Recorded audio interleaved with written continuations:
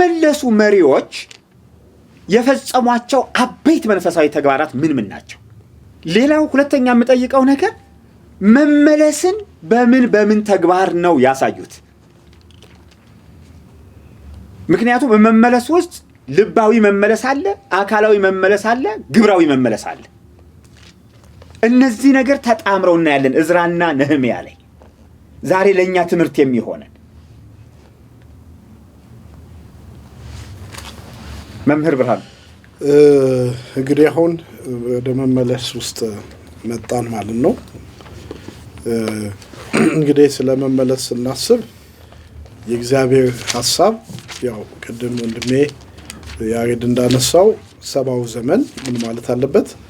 መፈጸም አለበት። ይሄን ደግሞ በትንቢተ ኤርምያስ 29:10-11 ላይ ባነበበው ክፍል ውስጥ 70 ዓመት በባቢሎን በተፈጸመ ጊዜ እጎበኛቸዋለሁ ብሏል። እና ያው እግዚአብሔር ተስፋ ሰጥቷል። በቃ አይዋሽም ደግሞ እግዚአብሔር። ደስ የሚለው እሱ ነው። ቅድም ሐሰተኛ ነቢያት ያልናቸው ሁሌ ሐሰተኛ ነቢያት ጸባይ ስሙም ሐሰተኛ ስለሚል ይዋሻሉ። እግዚአብሔር የማይዋሽ አምላክ ነው፣ ያለውን ነው የሚፈጽመው። እኔ መመለስ ውስጥ ቅድሚያ 70ውን ዘመን ሳስብ እንደው አንዱ በዘመን ምንድነው ተተምኖ ተቆጥሮ 70 ዘመን ተብሎ መሰጠቱም ጥሩ ነው። ይሄ ራሱ እድል ነው ብዬ ማለት ዘመኑን እንድትጠብቀው ትሆናለህ። አምታታቸው በቃ ተስፋውን አውቀዋል። መቼ ነው ተስፋው የሚፈጸመው የሚለው ስለሚያውቁት ያው እንዳለው የበሉ እየጠጡ እርሻ እያረሱ እያገቡ እየተጋቡ እየተዋለዱ በባዕድ ምድር ህይወታቸውን ቀጥለዋል። ያው የተለማመዱትም አንዳንዱ ከአዛብ ጋር ተቀላቅሎ ሊሆን ይችላል።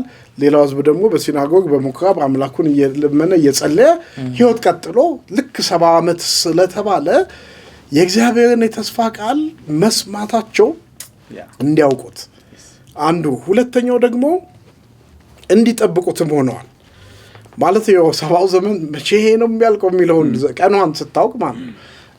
ያው ናፍቆታል ማለት ቀኑ በደረሰ ቁጥር ጉጉት ምናምን ይጨምራልና እነዚህ አሁን ቀደም ብላችሁታል መዝሙር 136 በቅንፍ 137 የነዚህ እንትኖች ስሜቶች ነጸብራቅ ናቸው። በባቢሎን ወንዞች አጠገብ በዚያ ተቀመጥን፣ ጽዮንን ባሰብና ጊዜ አለቀስን፣ በአህያ ዛፎች ላይ መስንቋችንን ሰቀልን። የማረኩን በዚያ የዝማሬ ቃል ፈለጉብን፣ የወሰዱንም የጽዮንን ዝማሬ ዘምሩልን አሉ። የእግዚአብሔርን ዝማሬ በባዕድ ምድር እንዴት እንዘምራለን? ኢየሩሳሌም ሆይ በረሳሽ ቀኝ የተረሳሽ ባላስብሽ እያሉ አሁን ምንድነው ህዝቡ ውስጥ ይሄ ናፍቆትና ጉጉት አለ ማለት ነው። እስራኤል አንዱ ማለት ነው በምርኮ ዘመን ውስጥም ቢሆን አንዱ በጎ ነገር ያሬድ ቅድም ብለዋል፣ ልባቸው ያለው የት ነው? ኢየሩሳሌም ነው። አምላካቸው በቃ እዛ የኪዳን ቦታ ላይ ልባቸው ስላለ ሁለተኛው የምናየው ተስፋውን ምን ማለታቸው መጠበቃቸው ነው። እና ተስፋውን እየጠበቁ ስለነበር ጉዞው አሁን የመልሱ ጉዞ ላይ ነን። የመልሱ ጉዞ በሚጠብቁት ተስፋ ውስጥ ስለሆነ እመልሳቸዋለሁ ያለው እግዚአብሔር ላይ ተደግፎ ነው የተመለሱት። አሁን ፖይንቱ እሱ ነው። ተስፋውን የሰጠውን እግዚአብሔር አሁን በቅጣታቸው በምናቸው አንዳንድ ጊዜ ምናልባት የንስሐ ጊዜያቸውን እጥብ አድርገው ጨርሰዋል ማለት ነው።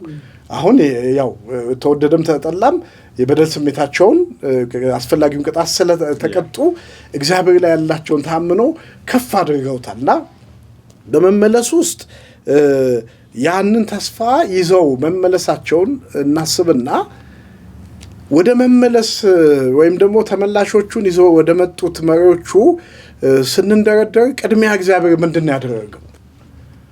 70ው ዘመን ሲፈጸም እኮ ለመመለሳቸው ምክንያት የሆነው ራሱ እግዚአብሔር ነው።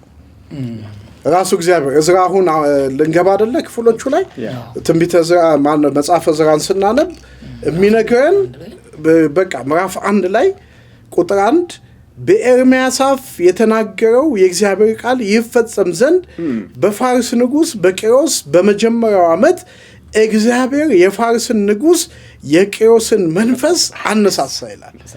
አሁን ጀመረ እግዚአብሔር ስራውን። የተፈጸመ ዘመን አለ። በዛ ኪዳን ውስጥ ህዝቡን መመለስ እመልሳቸዋለሁ ብሏቸዋል። በኤርምያስ እንዳለ አነሳሳ ይላል። እሱም በመንግስቱ ሁሉ አዋጅ አስነገረ። ደግሞም በጽሕፈት አድርጎ እንዲህ አለ፣ የፋርስ ንጉሥ ቂሮስ እንዲህ ይላል፣ የሰማይ አምላክ እግዚአብሔር የምድርን መንግስታት ሁሉ ሰጥቶኛል። በይሁዳ ባለችው በኢየሩሳሌም ቤት እሰራለት ዘንድ አዞኛል። አሕዛብ ነው የሰውዬ እኮ አሕዛቡ ነው ንጉሱ። ከህዝብ ሁሉ በእናንተ ዘንድ ማንም ቢሆን አምላኩ ከሱ ጋር ይሁን፣ እሱም በይሁዳ ወዳለች ወደ ኢየሩሳሌም ይውጣ።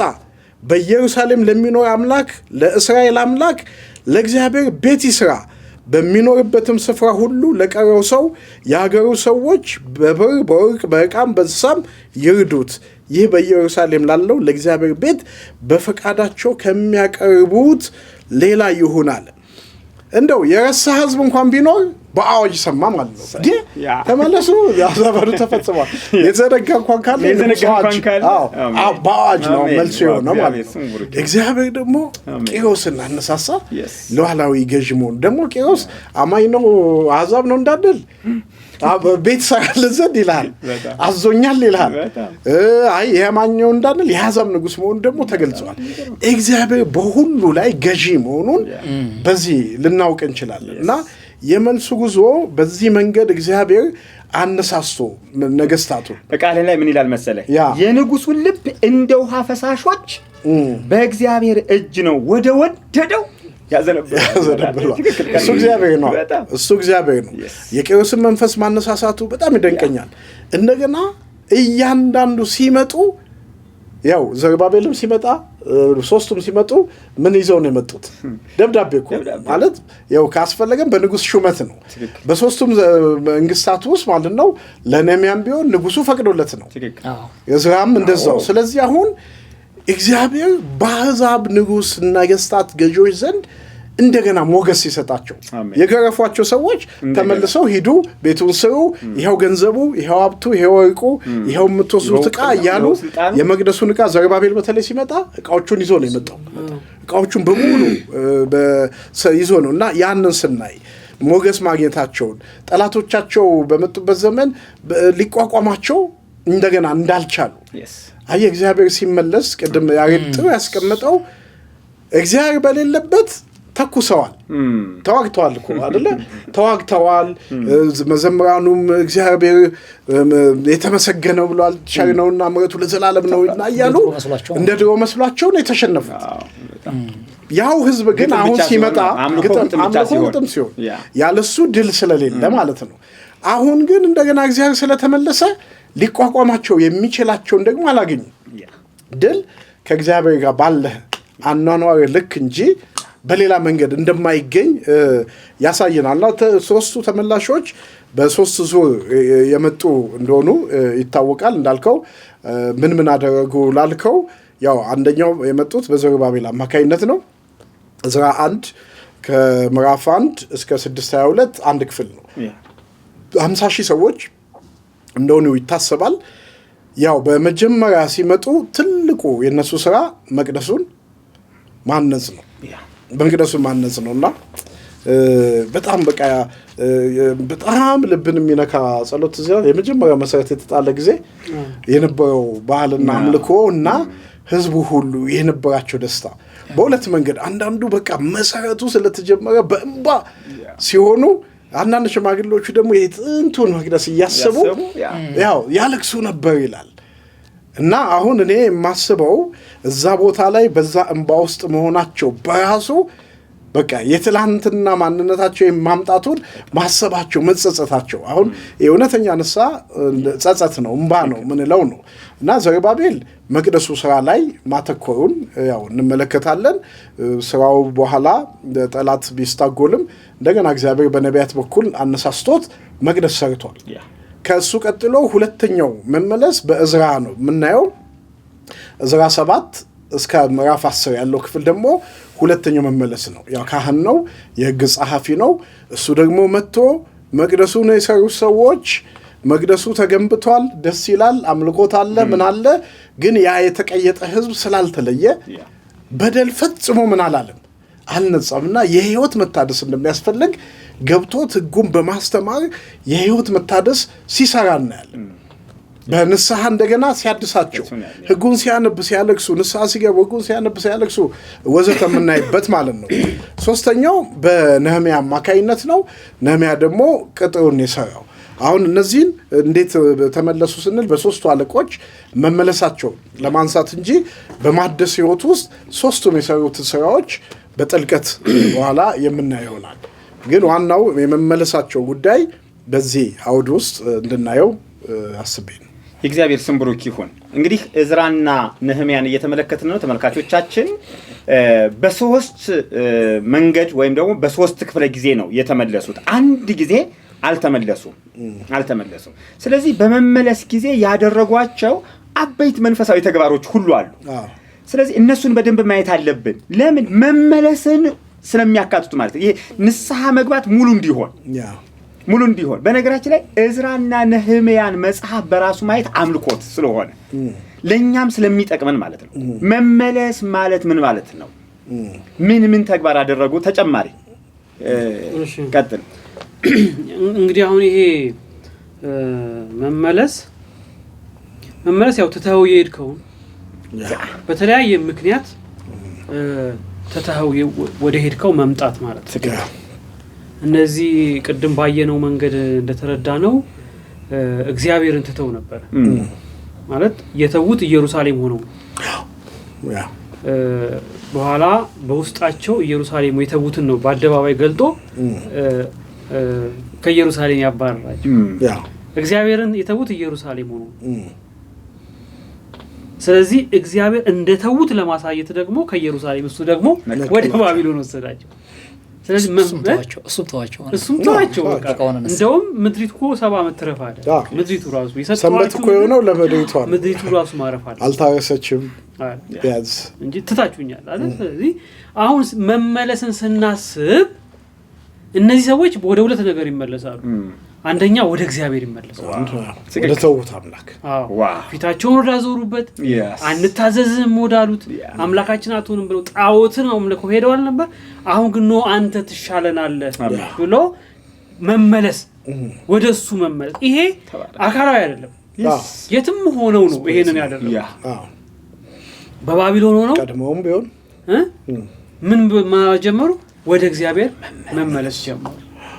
እንደውም ትዝ ይላችሁ እንደሆነ ሰለሞን ቤተ መቅደሱን ከሰራ በኋላ በምርኮ ሀገር ሆኖ ፊታቸውን ወደ ኢየሩሳሌም አድርገው ይጸልዩ ይላል። ስማቸው ይላል። ጸሎታቸውን ተቀበል። ምን ሆኗል? ልባቸው ወደ እግዚአብሔር ተመለሱ። አካላቸው እኮ እዛው በምርኮ ነው ያለው፣ በባርነት ነው ያለው። ስለዚህ መመለስ ይሄ የሰው ልጅ ሊያውቀው የሚገባ ነው። የሰው ልጅ ሄዶ ብቻ መቅረት አምላካቸውን ያውቃሉ ባህሪውን ነው። ከአይታችሁ እንደሆነ ከግብጽም ጀምሮ ሲመጡ ሲያጠፉ ሲተዋቸው ሲቀጣቸው ሲመለሱ ሲቀበላቸው ያውቃሉ የአምላካቸውን ባህሪ። መልሰን እንመለሳለን ይላል አይደል? ነቢያት ላይ እንደዛ ይላል። ስለዚህ የእግዚአብሔርን ባህሪ ስለሚያውቀው ተስፋው አመቱ ብቻ አይደለም፣ ተስፋው እግዚአብሔር ነው። ተስፋው የእግዚአብሔር ባህሪ ነው። ሰው ይሄን ሊያውቅ ይገባል። እግዚአብሔር መሐሪ ነው። እግዚአብሔር ይቅር የሚል ነው። ተቆጥቶ ይቀራልን? ጥሎስ ይቀራልን? አይቀርም። ለተመለሰ ደግሞ እንደገና ምንድነው የሚመለስ ነው እግዚአብሔር። ክብር ለእርሱ ይሁን። እና ለወደቁ ሰዎች ተስፋ አላቸው፣ ያውቁታል። ይሄን በቃ ሰው እግዚአብሔር ጋር ሆኖ ሊያቃቸው ከሚገባው ነገሮች ይላል። እኔ እንደው እግዚአብሔር ለወደቁ ሰዎች የመመለስ እድል እንደሚሰጥ ነው። ምክንያቱም ይሄን አውቀህ ከወደቅ እዛ በውድቀት ዓለም ሆነ ተስፋው እኮ አመት አይደለም እኮ ተስፋው ማን ነው? የእግዚአብሔር ፍቅር ነው፣ የእግዚአብሔር ምህረት ነው። ተስፋቸው የእግዚአብሔር ባህሪ ነው። በአመት ያስቀምጠው እንጂ እሱ ነው የሚመልሳቸው። ተስፋቸው የእግዚአብሔር ፍቅር ነው፣ የእግዚአብሔር ቸርነት ነው። እዛው ተጠፍተው የማይቀሩት እግዚአብሔር እንደገና የሚመልስ አምላክ ስለሆነ ክብር ለእርሱ። የወደቀ አይነሳም ይላል፣ የሳተስ አይመለስም አይደለ? ነብይ ኤርምያስ እኮ ነው። ስለዚህ መመለስ ይሄኛው መመለስ በጣም ወሳኝ ነው። ምክንያቱም ዝም ብሎ ጋዙን እንደገና አይሶ ስለሄደች እኔም ልሂድ ብሎ ቢመጣ አንድባ የመጡም እኮ አሉ። ዝም ብሎ እኮ ይመጡም አሉ እኮ በኋላ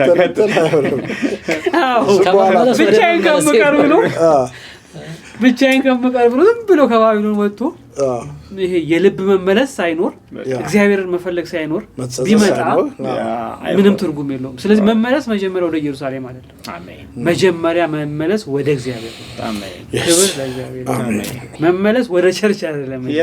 መመለስ ወደ ህብረት አይደለም። መጀመሪያ ከእግዚአብሔር ጋር መመለስ፣ ከእግዚአብሔር ጋር መታረቅ ነው። እግዚአብሔርን መፈለግ ነው።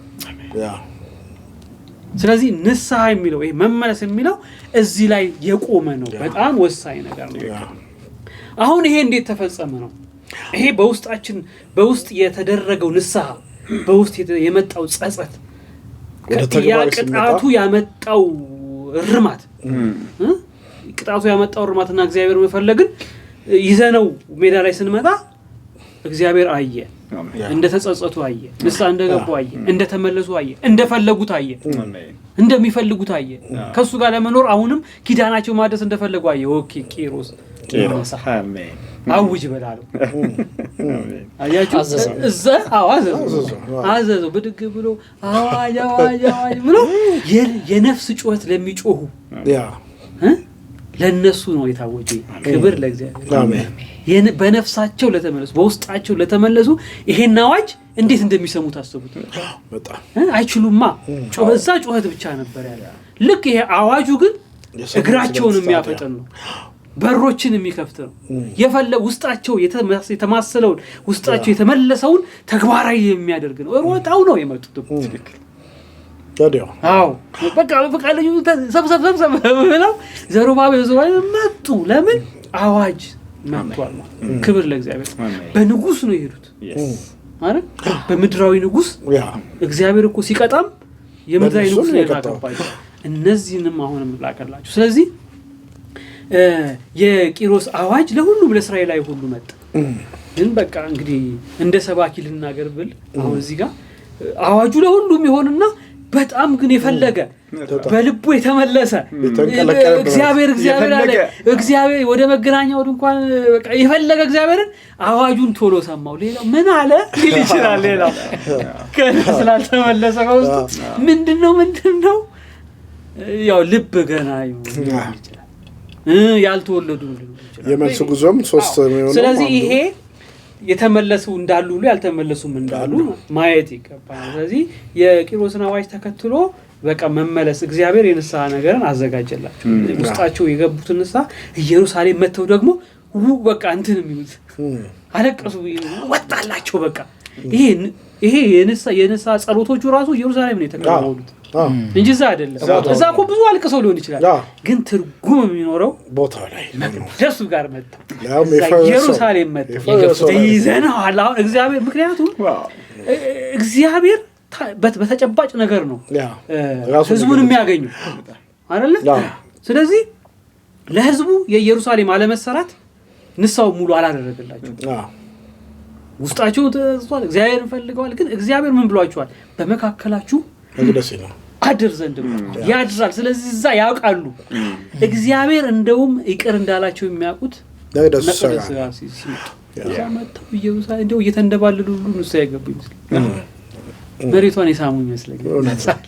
እውነት ነው። ደግ ሲገለጥ በተለያየ መንገድ ነው። ወደ ንብረት የመጣው አይደለም፣ ወደ ቤት የመጣው አይደለም፣ ወደ ባንክ አካውንት የመጣው አይደለም፣ ወደ እርሻ የመጣው አይደለም። በቃ እግዚአብሔር ኪዳኔ ታደሰ። ከእግዚአብሔር ጋር እንደገና ለመቀጠል እንደገና ለመኖር ህይወቴ ታደሰ። ይሄ ተመልሰው ለተመላሾች መመለስ ይሄንን የያዘ ነው። በጣም ክብር ለእግዚአብሔር። የሚቀበል አምላክ ስላለ ሮጦ የመጣውን ልጁን ምን አደረገው ይላል? አቀፈ። ስለዚህ የእስራኤል ህዝብ እግዚአብሔርን አይተው ተስፋ አድርገው አምላካቸው እንደማይጠላቸው አውቀው ቅጣታቸውን ጨርሰው ወደ አምላካቸው ወደ አባታቸው ወደ እግዚአብሔር አሜን መጡ ኢየሩሳሌም እግዚአብሔር ጋር መጡ ነው እኛም እግዚአብሔር አይ ትክክል እኮ ነው። ለምን መሰለህ እንደው በቃል ላይ ልግባና ከኢየሩሳሌም እኮ የተነቀሉት እግዚአብሔርን ስለተው ነው። ስለዚህ መመለስ ማለት አካላዊ መመለስ አይደለም። ድሮ እኮ ነበሩ ኢየሩሳሌምማ። ለምንድን ነው የተነቀሉት? እግዚአብሔርን ለእግዚአብሔር ጀርባቸውን ስለሰጡ አይደል? ጀርባቸውን ሰጡኝ፣ ነቢያት የላኩ አልሰሙኝም፣ እኔን ተውኝ፣ የህይወት ውሃ ምንጭን ተውት የሚል ክፍል አለ። ተውት እኮ ነው። አሁን መመለስ ማለት እግዚአብሔር መፈለግ ካልሆነ ወደ ኢየሩሳሌም መመለስ ምን ትርጉም አለው? ያለሱ በባዶ ምን ይሰራል? እግዚአብሔር እኮ የመሬት ጉዳይ አይደለም እንትን ያላቸው። መሬትማ እዛም ቢሄዱ መሬት ነው የሚያገኙት፣ ተራራ ነው የሚያገኙት፣ ወንዝ ነው የሚያገኙት። የወንዝ ጉዳይ አይደለም፣ የቃል ኪዳን ጉዳይ ነው። ስለዚህ ነህምያ በዚህ ላይ በነገራችን ላይ አንዱ ንስሐ የገባው ማለት ነው ነህምያ እሪን ያለው አያሌ ቀን ምን ነበር? እጾም ጸልይ ነበር። ስለዚህ ምንድን ነበረ ማለት ነው? ልባዊ ዝግጅት ነበር፣ መመለስ ነበረ ማለት ነው። መንፈሳዊ ሚጠት ነበር የነበረው። እሱን እዝራና ነህምያ በጣም ነው ትኩረት የሚያደርጉት።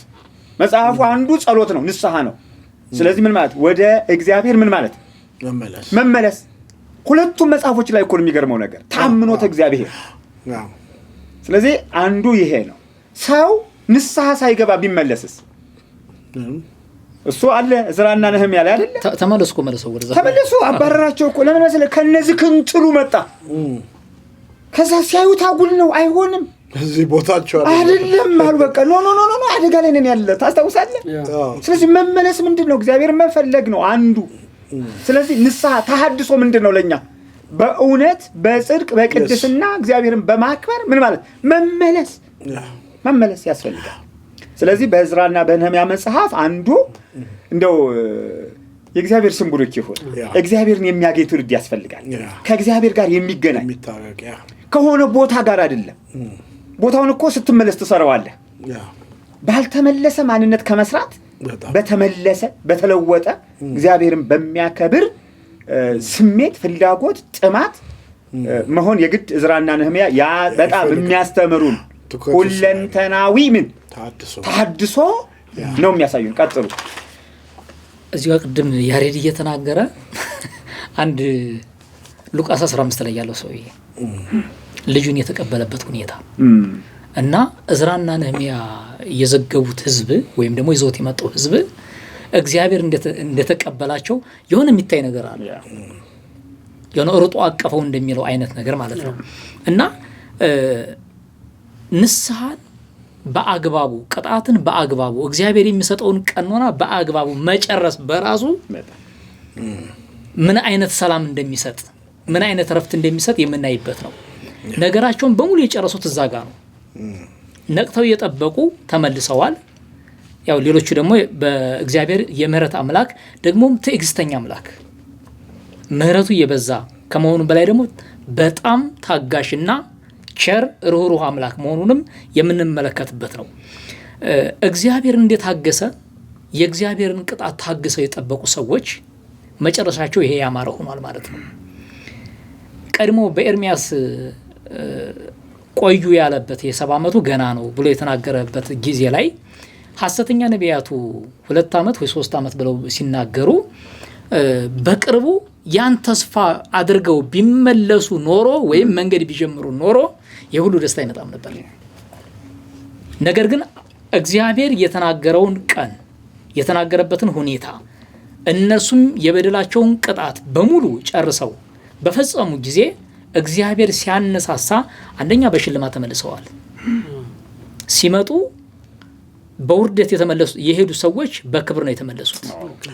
ራቁታቸውን የሄዱ ሰዎች በሽልማት ነው የተመለሱት። እያጣደፉ ወታደሮች ሲቀጠቅጧቸው ነው የሄዱት አይደለ? አሁን ግን ታጅበው ነው የተመለሱት። ይሄ ብቻ አይደለም፣ በየመንገዱ ማንም እንዳያስቸግራቸው እንዲቀበሏቸው እንዳውም እንዳግዟቸው የሚያስፈልጋቸው ነገር ሁሉ እንዲሰጧቸው ራቁትን ሄደ ትውልድ አንተ በሞገስ ሲመጣ እና እንዴት እንደሚጣፍጥ አስባችሁታል? ቀኖናህን ስጨርስ በዚሁ አጋጣሚ መናገር የምፈልገው አንድ ነገር አለ። በውድቀት ያላችሁ ሰዎች ምናልባት ልባችሁ የወረደ እግዚአብሔር አይምረንም እግዚአብሔር በድለነዋል፣ ከዚህ በኋላ መመለስ አንችልም፣ ወድቀናል፣ ተስፋ ቆርጠናል የምትሉ ሰዎች ተስፋ አለ። እግዚአብሔር ተስፋ አለው። አሜን። እናንተ ወደ እግዚአብሔር እንድትመለሱ ብቻ ሳይሆን እግዚአብሔር ራሱ እናንተ ሊመልስ ተስፋ አለው። አባት እኮ ልጁ ይናፍቃል። ልክ ነው።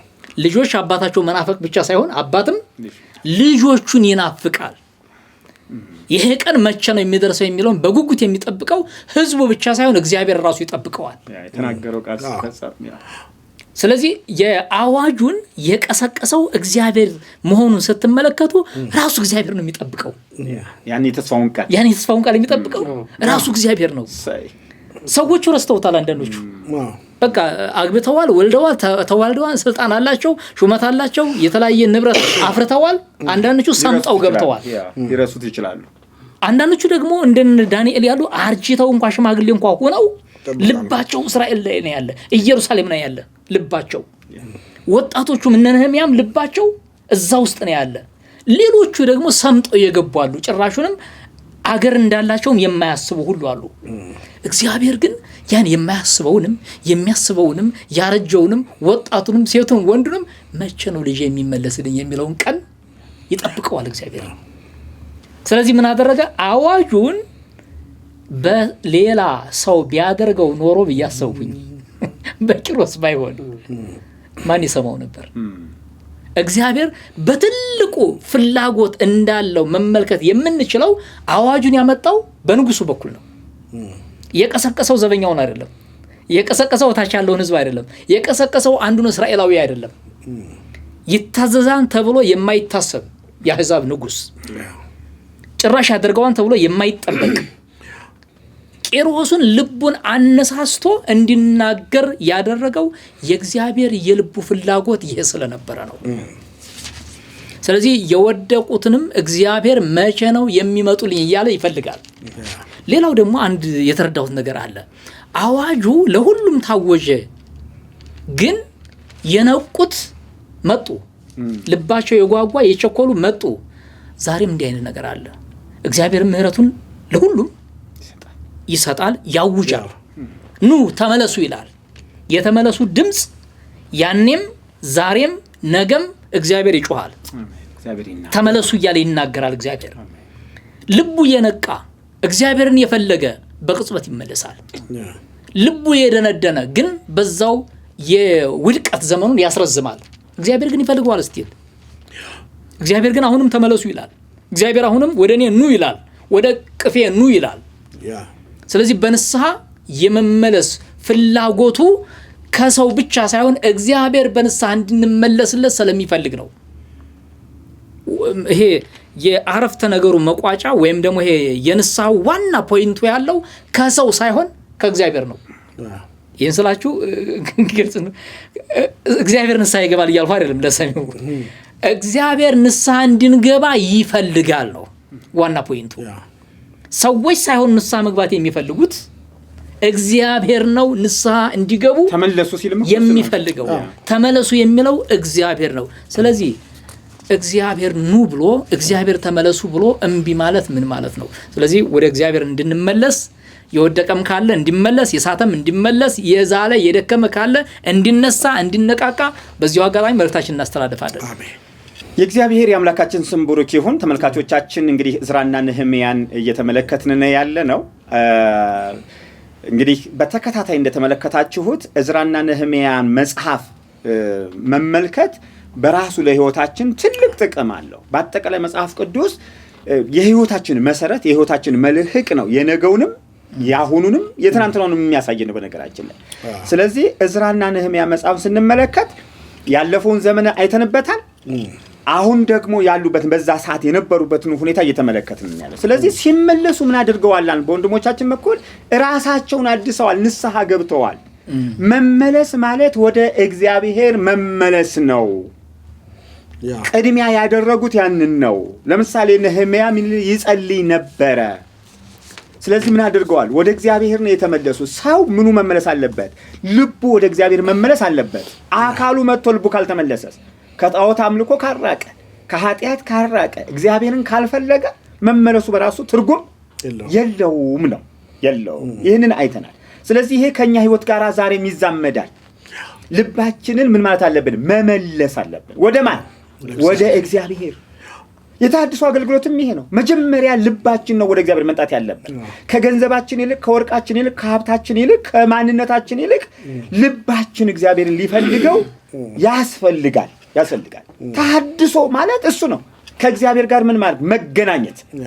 ስለዚህ ነህምያን ስንመለከተው በእግዚአብሔር ፊት ጸለየ፣ ከእግዚአብሔር ጋር ተስማማ፣ ከእግዚአብሔር ጋር ተነጋገረ። እግዚአብሔርን አደመጡት፣ እግዚአብሔርን ሰሙት። ስለዚህ ተሐድሶ እሱ ነው። ተሐድሶ እሱ ነው። ምክንያቱም በእኛ በተሐድሶ አገልግሎትም አንዱ የገጠመን እኮ ልቡ ያልተመለሰ አዳሽ፣ እግዚአብሔርን ያልፈለገ አዳሽ፣ እግዚአብሔርን ያልፈለገ ምን አገልጋይ አለ። ይሄ ታወቀ እኮ ነው። ዕዝራና ነህምያ ላይም እንደዚህ አይነት ሰዎች እንዳሉ መጽሐፍቶች ይጠቁማሉ። ምክንያቱም በገንዘብ የተገዙ ነበሩ። ታስታውሱ ከሆነ ሐሰተኛ ነቢያቶች ስራውን ለማስቆም የተቀጠሩ ቅጥረኞች ነበሩ። ተሐድሶን ለማስቆም ማለት ነው። መመለስን የሚያበላሹ ነበሩ የነበሩት። ስለዚህ ልባችን ለኛ አሁን ልባችን ወደ ማን ይመለስ? ወደ እግዚአብሔር ይመለስ። የሙሴ ልብ፣ የጽጌ ልብ፣ የመምህር ብርሃኑ ልብ፣ የመምህር ያሬድ ልብ መጀመሪያ እኛን የምንታደሰው። በነገራችን ላይ አንድ ሰው ሲታደስ ሌላውን ማደስ ይጀምራል። የእግዚአብሔር ስም ብሩክ ይሁን። እንግዲህ እነዚህ ተመላሾች ከዕዝራና ከነህምያ ጋር የነበሩ ምንድነው ያደሱት? ሌላ አሁን ወደ ተግባራቸው እስኪ ደግሞ እንግባ። ምክንያቱም ተመልሰው ወዴት ነው የሄዱት? ምን አደረጉ? ወይም ምን ሰሩ? ምን ሰሩ? ምክንያቱም ያነሷቸውና የሰሯቸው አበይት ተግባራቶች አሉ። እነሱን ትንሽ ለተመልካቾቻችን ዕዝራና ነህምያ ላይ ያሉትን እንድትገልጡልን እንፈልጋለን። እንግዲህ ቅድም እንደተባለው እነዚህ ተመላሾች በሶስት ዙር ተመልሰዋል። ከ538 ጀምሮ እስከ 448 ድረስ ለ90 ዓመት የ90 ዓመት ታሪክ የያዘ ነው። ከዛም በኋላ 12 ዓመት ነህምያ ንጉሱ ጋር ደርሶ የመጣበት አለ። ወደ 102 ዓመት አካባቢ ታሪክ የያዘ ነው ሁለቱ መጽሐፍ ማለት ነውና እነዚህ ተመላሾች በአንድ ጊዜ ተመለሱ አይደለም። በሶስት ዙር አልፎ ተርፎም ያልተዘገቡ በተለያየ ጊዜ ሊመጡ ይችላሉ ተብሎ የሚታሰብ ክፍት የሆነ የአዋጁን ተከትሎ የሚመጡ ነውና እነዚህ የተመለሱ ሰዎች በሶስት ዙርም ሆኑ በተለያየ መንገድ የተመለሱ ሰዎች ስራ አላቸው። ከእግዚአብሔር የተሰጣቸው ስራ አለ። ምክንያቱም ይሄ የመቅደሱ መታደስ የቅጥሩ መሰራት ስንመለከተው እዛ የነበሩ ያልሰሩት ነገር ግን ለተመላሾች የተሰጠ ነው። ተመላሾች የሚሰሩት ነው። ያልተመለሰ የማይሰራው እዛ ሆኖ የማይሰራው ነው። ሲመጡ ህዝብ ነበር እኮ ምርኮ ወቅት ላይ ተወሰኑ ቅሬታዎች ነበሩ። ግን በትክክል እነሱም በድለው እዛው ስላሉ ተውታል። ገጥሙላቸው ትተው ነው እንጂ እዛው በምርኮ በላቸው እነሱ እዛው። ስለዚህ ስራ ለተመላሽ እግዚአብሔር ስራ አለው። ይሄንን ስራ እናንተ ምን አትሰሩም እኮ ብሏል አይደለ? ማን ነው የሚሰራው ታዲያ? የተመለሰ ነው የሚሰራው። ተመላሽ ልክ እግዚአብሔር ምክንያቱም የእግዚአብሔር ስራ ዝም ብሎ የሚሰራ አይደለም። የእግዚአብሔር ስራ ከእግዚአብሔር ጋር አብሮት ያደረገ ኪዳኑን ያደሰ አብሮት ለመሆን ምን ያደረገ የፈለገ የሚሰራው። ስለዚህ ልክ ሲመጡ እነዚህ ተመላሾች ስራ መስራት ጀመሩ። ለምሳሌ የመጀመሪያ ተጓዦች አሉ በዘሩባቤል እና በካህኑ በኢያሱ አማካኝነት የመጡ አሉ። እንግዲህ ቀደም 50,000 የሚሆኑ ህዝብ አብረው መጥተዋል። እነዚህ ሰዎች የመቅደሱን መሰዊያውን ያደሱ በዓላትን እንደገና መስራት የጀመሩበት ነው። የተወደዳችሁ ቅዱሳን እንግዲህ መጽሐፈ ዕዝራንና መጽሐፈ ነህምያን ነው እየተመለከትን ያለነው። ከስካሁን በተመለከትነው ብዙ ነገሮች እንደተጠቀማችሁ ተስፋ አደርጋለሁኝ። እስካሁን ድረስ የተመለከትነው አንደኛ ዕዝራና ነህምያ በአንድ ላይ ለምን ይጠናሉ የሚለውን አይተናል። ሁለተኛ ምርኮ ስለሆነ ለምን ተማረኩ እስራኤላውያን ከሀገራቸው ከምድራቸው ከህዝባቸው ለምን ተማረኩ በሚለው ውስጥ የተመለከትነው እግዚአብሔርን ትተው ባዕድ አምልኮትን ስላመለኩ የእግዚአብሔርን ትእዛዝ በመተላለፋቸው ምክንያት እንደሆነ ዕዝራም ነህምያም ሁለቱ መጻሕፍቶች አንስተዋል። ስለዚህ ኃጢአት ነው ሊያስማርካቸው የቻለ በደል ነው ሊያስማርካቸው የቻለ እግዚአብሔርን ትተውት ነው በሚል በስፋት አይተናል ማለት ነው። ሌላው በምርኮ ጊዜ የነበረውን ሕይወታቸውን አይተናል። ተገለዋል፣ ተደብድበዋል፣ ማንነታቸውን አጥተዋል። ምርኮ ማለት ከቦታ ወደ ቦታ መሄድ ብቻ ሳይሆን መገደል፣ መሰቃየት፣ መጠላት፣ ማንነትን ማጣት እንደሆነ ተምረናል። በሰፊው ነው ያየነው እሱን ክፍል ማለት ነው። ምክንያቱም እግዚአብሔር ቤተ መቅደስ ውስጥ የእስራኤል ልጆች ታርደዋል፣ ሽማግሌዎች ተገለዋል፣ እናቶች ተገለዋል የሚለውን በዚህ በመጽሐፈ ዕዝራና በመጽሐፈ ነህምያ ከሁለተኛ ዜና መዋዕል ጋር አያይዘን ተመልክተናል። ስለዚህ መማረክ ማለት ከእግዚአብሔር ፊት መውጣት ማለት ነው። በቃ አጠቃላይ ተስፋ እንደሌለው መሆን ነው። ይሄንን በሰፊው ተመልክተናል። ሌላው የተመለከትነው ተመልካቾቻችን ምንድነው በምርኮ ሀገር ህይወት ምን እንደሚመስል ደግሞ አይተናል። ሁለት አይነት ነገሮች አሉ። አንደኛው ተስፋ የሚጠብቁ አባቶች እንዳሉ ተመልክተናል። ለምሳሌ እነ ዳንኤልን፣ እነ ሲድራቅ፣ እነ ሚሳቅ፣ እነ አብድናጎን እና ሌሎቹ ነቢያቶችንም ጠቀስ አድርገን ተመልክተናል። ሌላው እንዲጠፉ ተወስኖባቸው ነበር በምርኮ ሀገር ማለት ነው። በዛም ውስጥ ደግሞ ታማኞች እግዚአብሔር የታመኑ ሰዎች እንደነበሩ እሱን በጥቅሉ ነው ያየነው። አሁን ሁለቱ መጻሕፍቶች የሚመለከቱት ሌላ የተመለከትነው መመለስ ላይ ነው። መመለስ ላይ የተመለከትነው ልባዊ የሆነ መመለስ፣ ንስሐ መግባት፣ እግዚአብሔርን መፈለግ እንደሆነ ተመላሾቹ ላይ አይተናል። ትኩረት የሚያደርገው የመጽሐፈ ዕዝራና የመጽሐፈ ነህምያ እዚህ ላይ ነው ማለት ነው፣ መመለስ ላይ። በሚቀጥለው ፕሮግራሞቻችን ላይ ደግሞ እነዚህ ተመላሾች ምን ሰሩ፣ ምን አደረጉ፣ ምን ተግባርን ፈጸሙ፣ ምን ተግዳሮት ገጠማቸው ከተመለሱ በኋላ አየር ባየር ሆነ ወይ ሰላም ሆነ ወይስ ተግዳሮት አለ የሚለውን ከመጻሕፍቶቹ በጥልቀት የምንመለከተው ከዚህ በኋላ ነው። እግዚአብሔር አምላክ ይባርካችሁ። ስለተከታተላችሁን እናመሰግናለን። ወስብሐት ለእግዚአብሔር። አሜን።